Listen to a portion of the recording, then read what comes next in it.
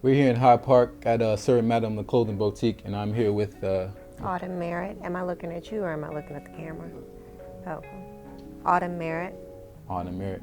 Okay, Autumn Merritt, we're down here in SIR&MADAME, so can you tell me a little bit of background information about you in particular, how you got involved with clothing, selling clothing? Yeah, so SIR&MADAME is a business that my husband and I own.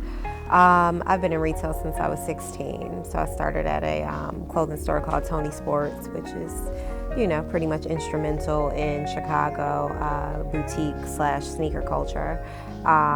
So from there, I still stayed in retail when I went to college. I went to Howard University.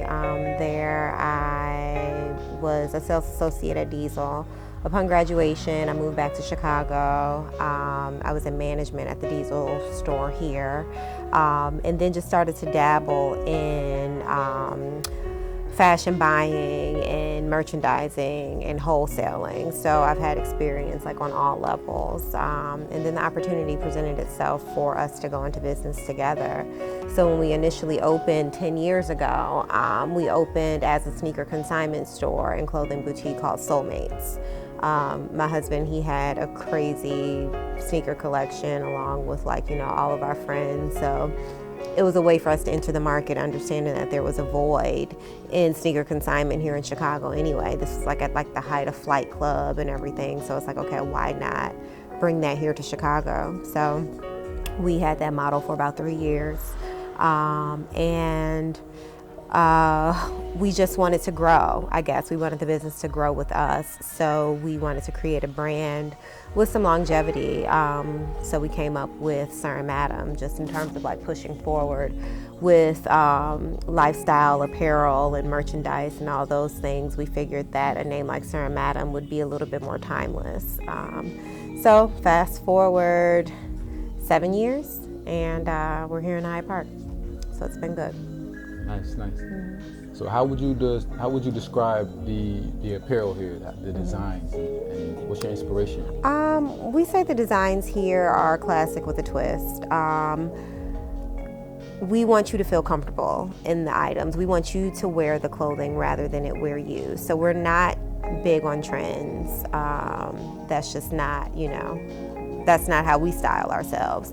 And on the topic of style, we always like to say that we're not big on fashion, we're big on style. We like to people watch. So we want our clothing to be functional. Our fleece wear is probably our top sell. So, it's a good quality Canadian fleece that, is going to stand the test of time.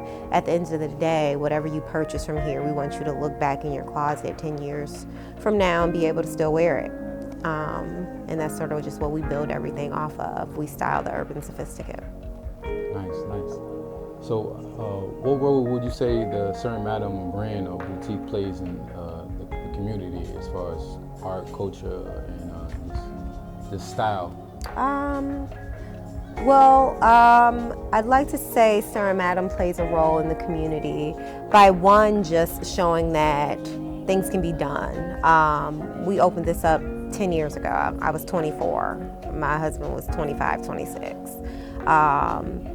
You fast forward, we have 2 kids. We just launched our kids collection, and they're just so proud to be able to, wear something with the SIR&MADAME name on it. So I think that it's a lot to be said with that, a young black family can build something together and have a respected brand where companies want to work with you and they trust your voice, they trust your opinion, they trust that in collaborating, you ultimately bring a sense of authenticity to the brand. So I like to say that's what we represent, just in our place in the market in general. So not just in Chicago, just internationally, nationally. It's 2 people working together, which says a lot. And really just it's no filler. It's no filler. It's no trends. It's really just 100% what we vouch for, that we produce and have in the store.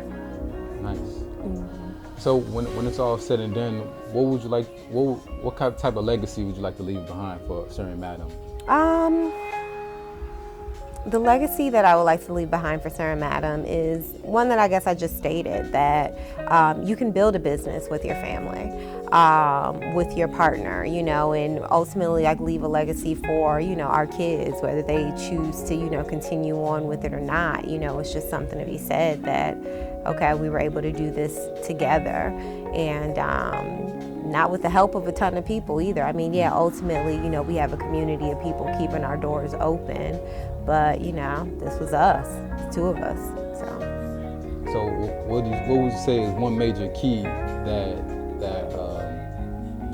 kept you guys encouraged to persevere even when things wasn't looking so good? What was the thing that kind of kept you guys sticking to it and focused on your goals? I mean, the road in business is just tough in general. So you're always going to come up against, you know, some type of obstacle, especially when you're working with your spouse. I think in the end, what sort of keeps us grounded is,